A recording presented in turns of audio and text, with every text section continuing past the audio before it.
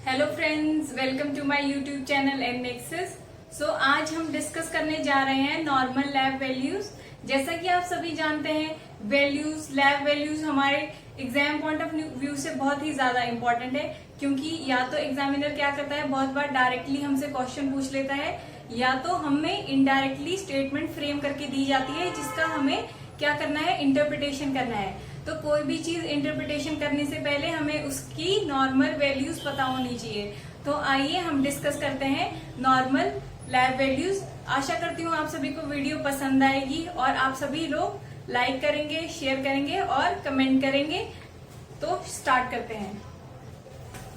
सबसे पहले हम डिस्कस करेंगे इलेक्ट्रोलाइट्स। तो इलेक्ट्रोलाइट में सबसे पहला मोस्ट इंपॉर्टेंट इलेक्ट्रोलाइट है सोडियम। तो सोडियम डिनोट करते हैं हम Na से। तो सोडियम क्या है, कैटायन है। कैटायन, तो कैटायन कौन होता है, जिसमें हमारा पॉजिटिव चार्ज होता है। तो सोडियम की नॉर्मल वैल्यू है 135 to 145 milliequivalent per litre. ये आ गई हमारी सोडियम की नॉर्मल वैल्यू। अब आपको सोडियम के बारे में थोड़े से फैक्ट्स पता होने चाहिए। तो सबसे इम्पोर्टेंट इसका क्या फैक्ट है, जो सोडियम है वो हमारा most abundant extra cellular cation है। आपको ध्यान रखना है कि सोडियम क्या है, हमारा मोस्ट एबंडेंट, मतलब सबसे ज्यादा पाए जाने वाला कैटायन है, जो हमारा एक्स्ट्रा सेलुलर फ्लूइड है उसमें सबसे ज्यादा अमाउंट में पाया जाता है। तो इसके अलावा सोडियम हमारा किसमें हेल्प करता है, हमारा बीपी, ब्लड प्रेशर रेगुलेशन में हेल्प करता है। और सोडियम हमारा एक्सक्रीट कहाँ से होता है, एक्सक्रीट होता है फ्रॉम किडनीज। एक्सक्रीशन इसका कहां से होता है, हमने बता दिया, इसका एक्सक्रीशन होता है किडनी से। और नेक्स्ट इंपॉर्टेंट पॉइंट है कि ये एसिड बेस बैलेंस मेंटेन करता है। एसिड बेस बैलेंस मेंटेन करता है बॉडी में। तो हमें ये सारी चीजें पता होनी चाहिए। नेक्स्ट आता है हमारा सोडियम डिक्रीज कब हो जाएगा, जब हमारा बॉडी में सोडियम की मात्रा कब हो जाएगी। तो हमें पता होना चाहिए जब भी हमारा एक्सेसिव फ्लूइड लॉस होगा, मतलब फॉर एग्जांपल कोई क्लाइंट है, उसे डायरिया, वॉमिटिंग, एक्सेसिव स्वेटिंग, इन सभी कंडीशन में हमारा क्या है, सोडियम बॉडी से एक्सक्रीट आउट हो जाएगा। और सोडियम की वैल्यू ज्यादा कब हो जाएगी, हमने बताया कि किडनी से इसका एक्सक्रीशन होता है। इट मीन अगर कोई एबनॉर्मेलिटीज है, किडनी डिसफंक्शन है, तो उस कंडीशन में हमारा सोडियम की वैल्यू ज्यादा हो जाएगी। तो हमें ध्यान रखना है, अगर सोडियम की वैल्यू, ये नॉर्मल वैल्यू है 135 to 145 milliequivalent per litre. अगर सोडियम की वैल्यू हमारी 135 से कम हो जाती है तो इसे एक नाम दिया जाता है, स्पेसिफिक टर्म, जिसके लिए हम यूज करेंगे। स्पेसिफिक टर्म हम क्या बोलेंगे, हाइपोनेट्रीमिया। मतलब हमारा सोडियम क्या हो गया है, डिक्रीज हो गया है, लेस देन 135 मिली इक्विवेलेंट पर लीटर। नेक्स्ट आता है, अगर हमारा 145 मिली इक्विवेलेंट से ज्यादा हो जाता है तो उसे हम कहेंगे हाइपरनेट्रीमिया। इंक्रीज सोडियम वैल्यू हो जाएगी more than 145 milliequivalent per litre. तो ये सभी इंपॉर्टेंट फैक्ट्स थे सोडियम के बारे में, जो आपको पता होनी चाहिए। सबसे पहले उसकी नॉर्मल वैल्यू अगर कम हो जाएगी वैल्यू 135 से, तो उसे कंडीशन को हम बोलेंगे हाइपोनेट्रीमिया, और ज्यादा हो जाएगी तो बोलेंगे हाइपरनेट्रीमिया।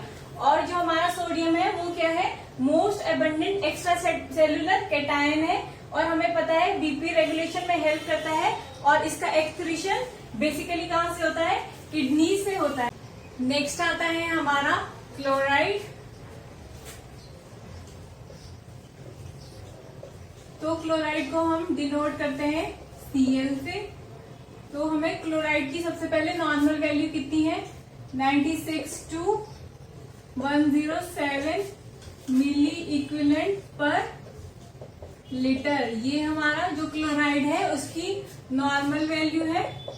तो इसका नेक्स्ट आता है मोस्ट इम्पॉर्टेंट पॉइंट, हमारा जो क्लोराइड है वो क्या है, most abundant extracellular anion. हमें याद रखना है जो क्लोराइड है, इससे पहले हमने पढ़ा था सोडियम। सोडियम क्या था हमारा, most abundant extra cellular cation था। तो अभी हम आते हैं क्लोराइड पे, ये हमारा most abundant extracellular anion है और ये हेल्प करता है सोडियम का किसमें, एसिड बेस बैलेंस मेंटेन करने में हेल्प करता है सोडियम की। नेक्स्ट आता है हमारा जो फास्फोरस है वो क्या करेगा, मेंटेन करता है, मेंटेन्स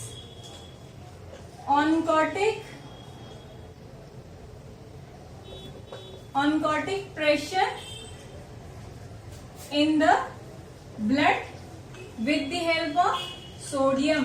हमने इंपॉर्टेंट फैक्ट्स पढ़ लिए। जो क्लोराइड है नॉर्मल वैल्यू आ गई 196 to 107 milliequivalent per litre. फिर हमने बता दिया कि ये most abundant extracellular anion होता है।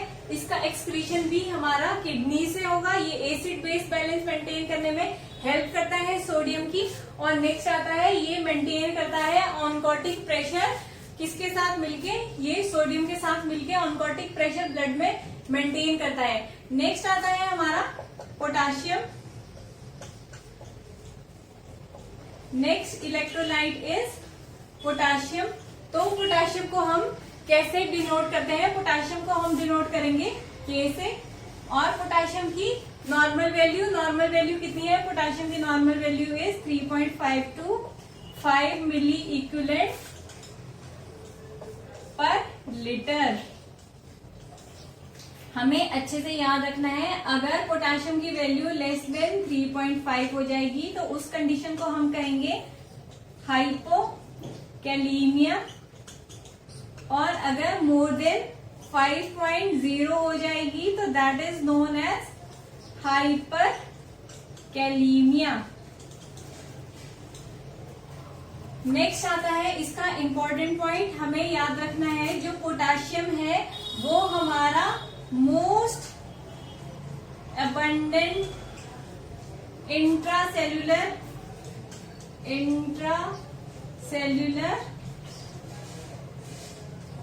कैटायन है। मतलब विद इन दी सेल ये सबसे ज्यादा मात्रा में पाए जाने वाला कैटायन है। बहुत ही इंपॉर्टेंट है एग्जाम पॉइंट ऑफ व्यू से आपके लिए। और ये क्या करता है, एसिड बेस बैलेंस मेंटेन करता है बॉडी में। तो कैसे मेंटेन करता है, जो हमारा पोटाशियम है हमने बताया कि ये सबसे ज्यादा मात्रा में पाया जाता है इंट्रासेल्युलर स्पेस में। तो जब भी हमारी बॉडी में हाइड्रोजन आयन की कंसंट्रेशन ज्यादा हो जाती है उस टाइम हमारा पोटाशियम क्या करेगा, पोटाशियम जो है वो सेल से बाहर आ जाता है और उसका जो स्पेस है वो रिप्लेस करते हैं हाइड्रोजन आयन। तो हमें हमेशा याद रखना है कि जब भी हमारा पेशेंट एसिडोसिस में होगा, ज्यादा एसिड होगा, तो उस टाइम उसको क्या होगा, हाइपरकैलीमिया, मतलब ब्लड में पोटाशियम की मात्रा ज्यादा होगी। इसके अलावा इसका इंपॉर्टेंट फंक्शन है, ये कार्डियक रिदम मेंटेन करता है, कार्डियक रिदम मेंटेन करता है और क्या करता है, नॉर्मल नर्व कंडक्शन में हेल्प करता है, नर्व कंडक्शन में हेल्प करता है। आपको अच्छे से इसके जो सारे फैक्ट्स हैं वो अच्छे से याद रखने हैं। नेक्स्ट आता है हमारा फास्फोरस।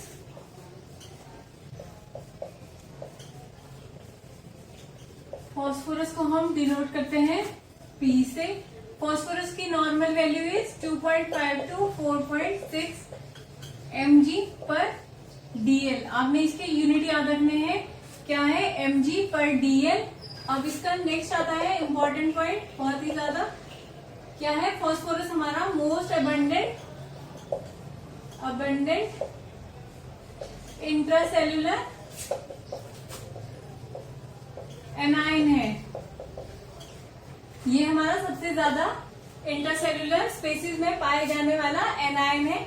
नेक्स्ट आता है, आपको पता ही है कि फॉस्फोरस सबसे ज्यादा कहाँ पाया जाता है, टीथ और बोन्स में।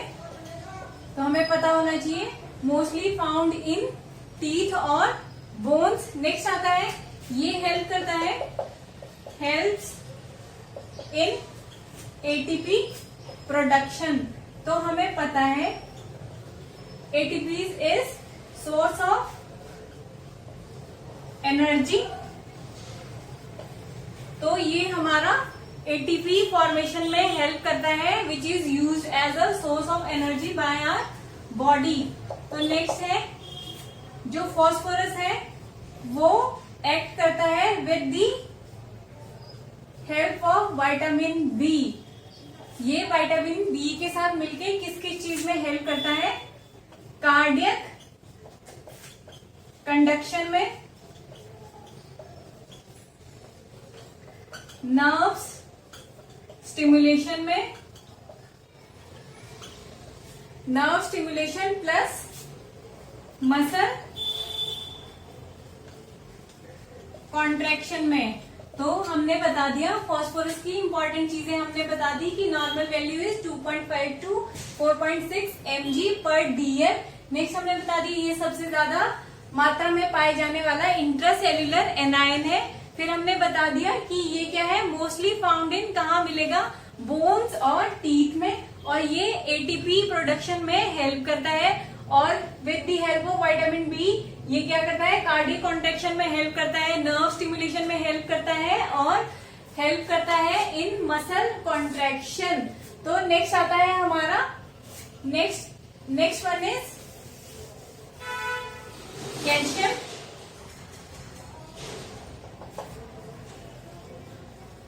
कैल्शियम, तो कैल्शियम की नॉर्मल वैल्यू कितनी है, normal value is 9 to 11 mg/dl, और कभी कभी 8.5 to 10.5 mg/dl। ये वैल्यू वेरी करती है अकॉर्डिंग टू बुक्स। तो आपने ध्यान रखना है इसकी नॉर्मल वैल्यू इतनी। अगर हमारा लेस देन 9 mg/dl से वैल्यू कम हो जाती है तो that is known as hypocalcaemia. और अगर हमारी वैल्यू मोर देन 11 mg/dl हो जाती है तो that is known as hypercalcaemia. तो हमें याद रखनी है इसकी normal value is 9 to 11 mg/dl। तो नेक्स्ट आता है, ये मोस्टली कहाँ हमें मिलेगा, मोस्टली फाउंड इन बोन्स। हमें पता है हमारा जो स्केलेटल सिस्टम है, जो बोन्स है, वो मोस्टली हमारे कैल्शियम और फास्फोरस से मिलकर बनी है। तो स्केलेटल एंड बोन्स में ये मोस्टली पाया जाता है। नेक्स्ट आता है बहुत ही इंपॉर्टेंट, ये हेल्प करता है इन क्लॉटिंग, हेल्प्स इन क्लॉटिंग। हमें पता है calcium is 4th clotting factor. तो आपने ध्यान रखना है जो कैल्शियम है हमारा इलेक्ट्रोलाइट है, ये हेल्प करता है इन क्लॉटिंग ऑफ ब्लड। नेक्स्ट करता है हार्ट बीट रेगुलेशन करता है, और मसल कॉन्ट्रैक्शन में हेल्प करता है। और आपको याद रखना है जो हमारा कैल्शियम है ये सबसे ज्यादा किसमें पाया जाता है,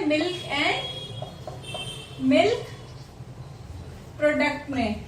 मतलब जो हमारे डेयरी प्रोडक्ट है उसमें हमारा कैल्शियम सबसे ज्यादा मात्रा में पाया जाएगा। तो हमें ध्यान रखना है कैल्शियम से जुड़ी हुई बातें कि नॉर्मल वैल्यू है 9 to 11 mg पर DL। अगर 9 से कम हो जाती है तो दैट इज हाइपोकैल्शीमिया, 11 से ज्यादा हो जाएगी तो दैट इज हाइपर कैल्शीमिया। मोस्टली ये मिल्क और मिल्क प्रोडक्ट में पाया जाता है।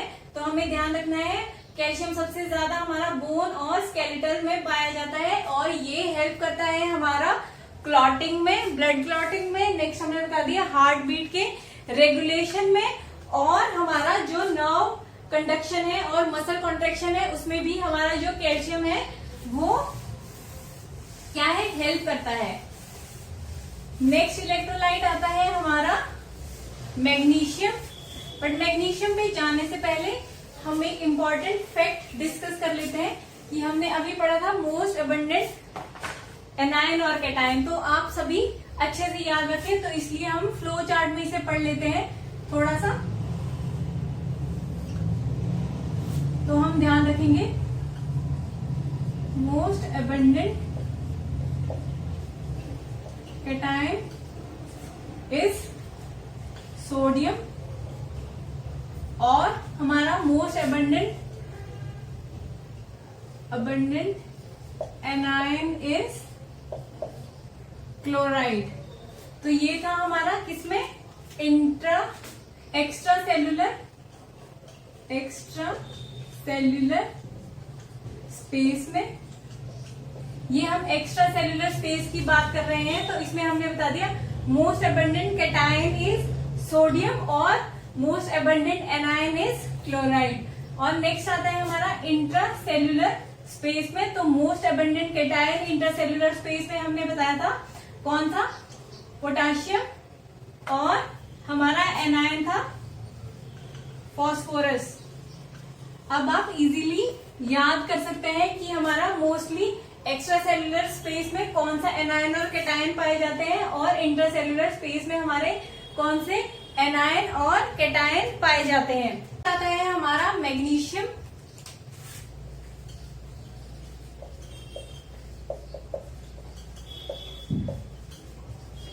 तो मैग्नीशियम की नॉर्मल वैल्यू कितनी होती है, मैग्नीशियम की normal value is 1.5 to 2.6 mg पर DL। 1.5 to 2.6 mg पर DL ये हमारी नॉर्मल वैल्यू है मैग्नीशियम की। तो मैग्नीशियम हमारा second most abundant intra cellular cation है। यहाँ पे आपको याद रखना है first most abundant intra cellular cation is potassium and second most abundant intra cellular cation is magnesium. आपको याद रखना है magnesium is second most abundant intracellular cation. तो जो हमारा मैग्नीशियम है वो 2/3 of magnesium, 2/3 of magnesium is found in bones और रेस्ट ऑफ दी जो हमारा मैग्नीशियम है वो कहाँ हमें मिलेगा, इंट्रासेल्युलर स्पेसिस में। हमने बता दिया मैग्नीशियम की नॉर्मल वैल्यू कितनी है 1.5 to 2.6 mg पर DL। और हमने इसका इम्पोर्टेंट चीज बता दी कि ये हमारा second most abundant intracellular cation होता है। और हमारा 2/3 ऑफ मैग्नीशियम कहाँ पे हमें मिलेगा, बोन्स में हमें मिलेगा। और जो इसके अलावा rest of the intracellular spaces में हमें मैग्नीशियम देखने को मिलेगा। नेक्स्ट वैल्यू आती है हमारी क्रिटेनिन।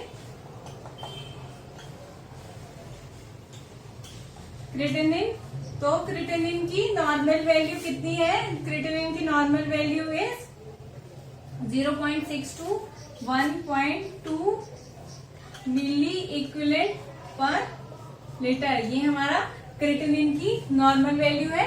और क्रिटेनिन क्या है, हमारा मसल मेटाबॉलिज्म का एंड प्रोडक्ट होता है। मतलब ये कब फॉर्म होता है, क्रिटेनिन फॉर्म होता है ड्यूरिंग मसल मेटाबॉलिज्म। आपको याद रखना है, जब भी हमारा मसल मेटाबॉलिज्म होगा तो क्रिएटिनिन फॉर्मेशन होगा, जिसका हमने नॉर्मल वैल्यू बता दिया 0.6 to 1.2 milliequivalent per litre. और क्रिएटिनिन एक्सक्रीट कहां से होता है?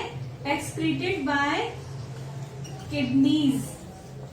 और हमें याद रखना है, अगर हमें किडनीज का फंक्शन चेक करना है तो हम क्रिएटिनिन क्लियरेंस टेस्ट करते हैं कि हमारा कितना अमाउंट ऑफ क्रिएटिनिन पर मिनट कितना हमारा बाहर आ रहा है। तो क्रिएटिनिन वैल्यू हमारी तभी राइज होती है, बहुत अच्छे से आपको ये कंसेप्ट क्लियर होना चाहिए कि हमारा जो क्रिएटिनिन है वो जो क्रिएटिनिन की वैल्यू है तभी राइज होगी जब हमारा more than 50% of renal damage हो जाएगा। हमने बता दिया कि creatinine is very specific to kidney function. तो हमें पता होना चाहिए, अगर हमारा पेशेंट है उसकी किडनी वैल्यू मतलब हमारी क्रिएटिनिन वैल्यू राइज हो रही है, इट मीन हमारा जो पेशेंट है उसका रीनल डैमेज है, मोर देन 50% ऑफ रीनल डैमेज है। तो हमें पता होना चाहिए कि हमारा जो क्रिएटिनिन है वो क्या करता है, रीनल डिजीज इंक्रीज हो जाता है। किस किस कंडीशन में? इंक्रीजेस इन रीनल डैमेज, या मसल मेटाबॉलिज्म बहुत ज्यादा फास्ट हो रहा है तब हमारा जो है क्रिएटिनिन राइज हो जाएगा। और जब हमारा GFR कम हो रहा है मतलब हमारा ग्लोमेरुलर फिल्ट्रेशन रेट जब डिक्रीज होगा तो हमारा क्या है, क्रिएटिनिन इंक्रीज हो जाएगा। या हमारा जो पेशेंट है वो कार्डियक फेलियर में है। हमें पता है अगर पेशेंट हमारा कार्डियक फेलियर में होगा तो हमारी रीनल आउटपुट कम हो जाएगी, और जब भी हमारा जो ब्लड फ्लो है रीनल सिस्टम में कम आएगा तो फिल्ट्रेशन ऑटोमेटिकली ही रिड्यूस हो जाएगा और हमारा क्रिएटिनिन एक्यूमुलेशन होना स्टार्ट हो जाएगा। नेक्स्ट हमारा क्रिएटिनिन राइज हो जाता है अगर हमारा पेशेंट शॉक में जाता है या पेशेंट सीवियरली डिहाइड्रेटेड होता है। तो ये बहुत ही ज्यादा इंपॉर्टेंट था। क्रिएटिनिन हमने बता दिया, creatinine is very specific to renal function. इसका normal value 0.6 to 1.2 milliequivalent per litre, और ये फॉर्म होता है ड्यूरिंग मसल मेटाबॉलिज्म, और एक्सक्रीशन इसका होता है किडनीज से। हमने बता दिया राइज कब होगा, जब हमारा रीनल डैमेज हो जाएगा मोर देन 50%, GFR कम हो जाएगा, कार्डियक फेलियर हो जाएगा, और हमारा पेशेंट अगर शॉक में है या सीवियरली डिहाइड्रेटेड है। नेक्स्ट आता है हमारा blood urea nitrogen. Blood urea nitrogen, तो हमें पता होना चाहिए यूरिया फॉर्मेशन कहाँ होती है। यूरिया फॉर्मेशन होती है हमारे लिवर में, और यूरिया इज, हम लिखते हैं साथ में, फॉर्मेशन कहाँ होगी हमारी लिवर में, और एक्सक्रीशन कहाँ से होगी, किडनीज से।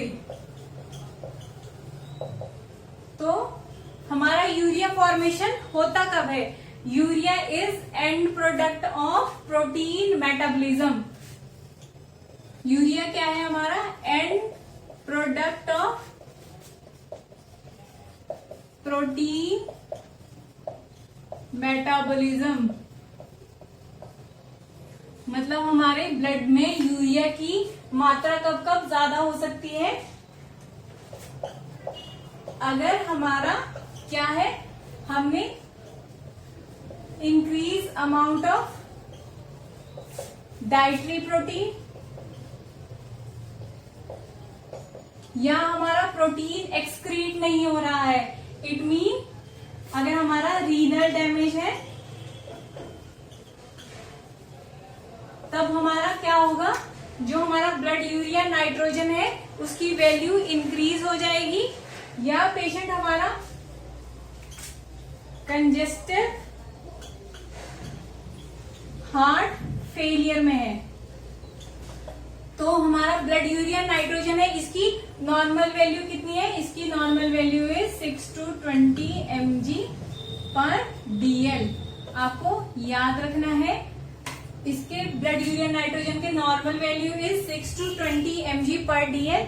और इससे रिलेटेड इंपॉर्टेंट फैक्ट हमने बता दिए कि ये फॉर्म होता है after the metabolism of protein, मतलब ये एंड प्रोडक्ट है प्रोटीन मेटाबॉलिज्म का, एक्सक्रीटेड होता है बाय द किडनी और इसे फॉर्म करता है लिवर। नेक्स्ट हमने बता दिया अगर हमारा इंक्रीज हो रहा है डाइटरी प्रोटीन तो हमारा जो ब्लड है उसमें ब्लड यूरिया नाइट्रोजन के वैल्यू ज्यादा हो जाएंगे, रीनल डैमेज होता है तो ज्यादा हो जाएंगे, कंजेस्टिव कार्डियक फेलियर में ज्यादा हो जाएंगे। आपने एक स्पेसिफिक पॉइंट याद रखना है कि हमारा क्रिएटिनिन और ब्लड यूरिया नाइट्रोजन ये क्या है, ऑपोजिट वर्क करते हैं ग्लोमेरुलर फिल्ट्रेशन रेट से। मतलब इसका क्या मतलब है कि अगर हमारा क्रिएटिनिन और ब्लड यूरिया नाइट्रोजन ब्लड में ज्यादा हो रहा है, इट मीन हमारा जीएफआर रेट डिक्रीज हो रहा है ब्लड में। तो ये दोनों हमें अच्छे से याद रखना है कि जब भी हमारा ग्लोमेरुलर फिल्ट्रेशन रेट कम हो जाएगा किडनी डैमेज की वजह से, तो हमारी बॉडी में हमेशा क्रिएटिनिन और ब्लड यूरिया नाइट्रोजन के जो वैल्यू है वो क्या हो जाएंगे, राइज हो जाएंगे। बहुत ही इंपॉर्टेंट है, आप सभी अच्छे से नोट कीजिएगा। नेक्स्ट वैल्यू आती है हमारी यूरिक एसिड।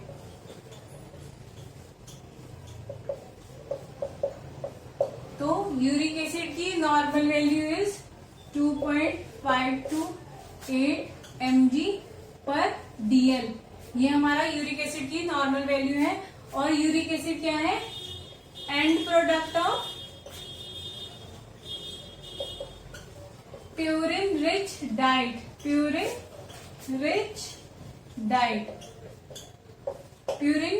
रिच डाइट का एंड प्रोडक्ट होता है यूरिक एसिड और एक्सक्रीटेड बाय किडनीज। ये भी हमारा जो यूरिक एसिड है वो भी हमारा कैसे बाहर आता है, किडनी से बाहर आता है। आपने इसका स्पेसिफिक इंपॉर्टेंट पॉइंट याद रखना है, अगर जो हमारा यूरिक एसिड है वो किडनी से बाहर ना आ पाए, अगर हमारा रीनल डैमेज हो रहा है तो हमारा ये एक डिजीज कंडीशन को लीड करता है which is known as gout. Very important, आपको याद रखना है कि यूरिक एसिड हमारा एंड प्रोडक्ट है प्यूरिन मेटाबॉलिज्म का। और अगर हमारे बॉडी में यूरिक एसिड की जो एक्यूमुलेशन है वो अधिक हो जाती है तो वो लीड करता है डिजीज कंडीशन को which is known as gout. तो हमारा जो यूरिक एसिड है वो बॉडी में राइज कैसे होगा, हमने बता दिया प्यूरिन रिच डाइट। तो प्यूरिन रिच डाइट में हमारा क्या क्या आएगा, प्यूरिन रिच डाइट में हमारी आती है इंटरनल ऑर्गन मीट, जिसमें हमारा आता है लिवर, किडनीज, इसके अलावा बियर और alcoholic product, beer, alcoholic product, red meat और सी फूड।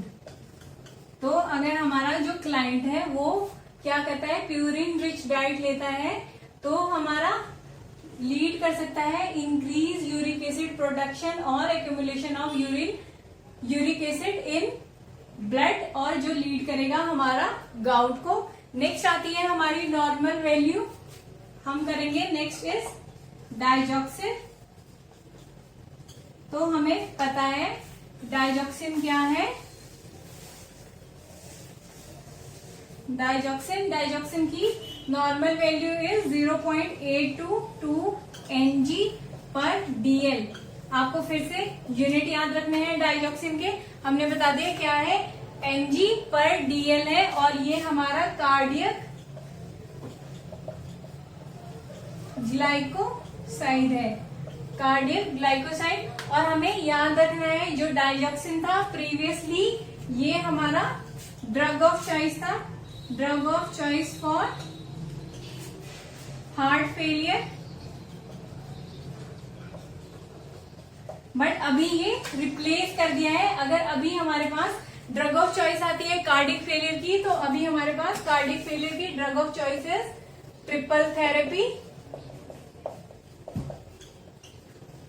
तो ट्रिपल थेरेपी में हमारा आता है ACE इनहिबिटर, बीटा ब्लॉकर्स और मिनरलो कॉर्टिकॉइड एंटागनिस्ट।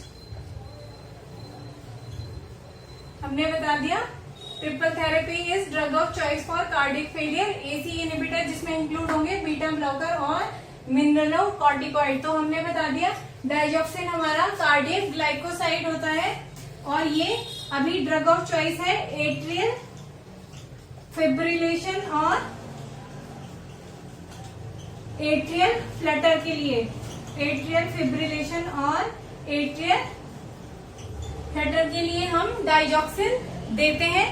तो हमें डाइजॉक्सिन, जब भी हमें ड्रग्स है हमें याद रखना है डाइजॉक्सिन हम कौन सी कंडीशन में नहीं देंगे, जब हमारा जो क्लाइंट है ब्रेडिकार्डिया हो जाए उसे, तो हम डाइजॉक्सिन विदहोल्ड कर देंगे इन कंडीशन ऑफ ब्रेडिकार्डिया। तो अगर एडल्ट में आपसे पूछते हैं तो आपने याद रखना है अगर हमारा हार्ट रेट लेस देन 60 हो जाए इन एडल्ट, तो हमें क्या करना है, डाइजॉक्सिन को स्टॉप कर देना है। और इन चिल्ड्रन, तो चिल्ड्रन में हमें less than 100 beats per minute से कम अगर हमारी हार्ट बीट आ रही है तो हम क्या है, डाइजॉक्सिन विदहोल्ड कर देंगे। और डाइजॉक्सिन के कुछ साइड इफेक्ट्स होते हैं, तो साइड इफेक्ट्स हमारे डाइजॉक्सिन के क्या क्या होंगे। सबसे पहला साइड इफेक्ट आता है GI सिम्टम, GI सिम्टम्स। तो इसमें आता है हमारा नोजिया, वॉमिटिंग, डायरिया। ये हमारे नॉर्मल क्या है, इसके साइड इफेक्ट है। नेक्स्ट आता है हमारा आईज रिलेटेड साइड इफेक्ट। तो इसमें हमारा first one is blood vision, और जो पेशेंट है वो येलो और ग्रीन में डिफरेंशिएट नहीं कर पाएगा, तो पेशेंट का क्या हो जाएगा, येलो विजन। आपको अच्छे से याद रखने हैं, एग्जाम पॉइंट ऑफ व्यू से बहुत ही ज्यादा इंपॉर्टेंट है इसकी नॉर्मल वैल्यू और ये कब कब हमें डाइजॉक्सिन विदहोल्ड करनी है। तो हमने बता दिया एडल्ट में अगर हार्ट रेट 60 से कम होगा और चिल्ड्रन में 100 बीट्स पर मिनट से कम होगा। और इसके जर्नल हमने साइड इफेक्ट बता दिए। जीआई सिम्टम में हमारा आता है नोजिया, वॉमिटिंग और डायरिया। और आईज रिलेटेड सिम्टम है तो आईज रिलेटेड में हमारा आएगा ब्लड विजन और पेशेंट का क्या है, येलो विजन हो जाएगा। नेक्स्ट आती है हमारी नॉर्मल वैल्यू। ये थे अभी तक जो इम्पोर्टेंट वैल्यूज थे वो हमने क्या कर दिए, थोड़े एलेबोरेट करके डिस्कस कर दिए। इसके अलावा थोड़े से वैल्यू हम और करेंगे। तो first one is anion gap. आपको एनायन गैप बहुत बार एग्जाम में पूछा गया है तो आपको पता होना चाहिए। 18 to 16 हमारा रहेगा एनायन गैप मिली इक्विवेलेंट पर लीटर। नेक्स्ट आती है हमारी GFR। तो नॉर्मल GFR हमारा रहता है 90 to 125 ml पर मिनट। हमारा नॉर्मल GFR हमने बता दिया 90 to 125 ml पर मिनट रहेगा। और अगर एग्जाम में सिंगल वैल्यू पूछी जाती है तो नॉर्मल GFR इज 125 ml पर मिनट। और हमें याद रखना है जब भी हमारा रीनल डैमेज होता है GFR कम हो जाएगा। और विद दी एज फैक्टर, जैसे जैसे एज इंक्रीज होती रहती है वैसे वैसे हमारा GFR डिक्रीज होता रहता है। नेक्स्ट आता है हमारा ग्लोबुलिन, एल्ब्यूमिन और टोटल प्रोटीन। तो हमें पता है जो एल्ब्यूमिन है वो हमारा क्या करता है, ऑनकोटिक प्रेशर मेंटेन करने में हेल्प करता है। तो नॉर्मल वैल्यू ग्लोबुलिन की होती है 2.5 to 3.5 ग्राम पर डीएल, ग्राम पर डीएल 2 to 3.5, एल्ब्यूमिन की होगी 3.5 to 5 ग्राम पर डीएल, और टोटल प्रोटीन हमारी बॉडी में होगा 5 to 8 ग्राम पर डीएल। आपने याद रखनी है, सीक्वेंस में है वैल्यू 2.2 to 3.5, 3.5 to 5 और 5 to 8 ग्राम पर डीएल। ये हमारा क्या है, ग्लोबुलिन, एल्ब्यूमिन और टोटल प्रोटीन के नॉर्मल वैल्यू थे। इसके अलावा नॉर्मल बीटी, नॉर्मल सीटी, नॉर्मल ब्लीडिंग टाइम हमारा रहेगा 3 to 6 मिनट और क्लॉटिंग टाइम हमारा रहता है 17 to 15 मिनट्स। तो ये थे आज की क्लास में कुछ इम्पोर्टेंट लैब वैल्यूज जो हमने डिस्कस की, जो मोस्ट फ्रीक्वेंटली आस्क्ड क्वेश्चन थे उसमें से मैंने आपको करवा दिया। नेक्स्ट क्लास में हम कभी और डिटेल में डिस्कस करेंगे और लैब वैल्यूज। तो मैं आशा करती हूँ आप सभी को आज की क्लास पसंद आएगी, और अगर आप सभी को आज की क्लास पसंद आती है तो प्लीज मेरे YouTube चैनल को लाइक कीजिए, सब्सक्राइब कीजिए, अपने फ्रेंड्स के साथ शेयर कीजिए और कमेंट बॉक्स में कमेंट कीजिए, ताकि हम ज्यादा इंटरेक्टिव हो सके और नेक्स्ट क्लास हम प्लान कर सके।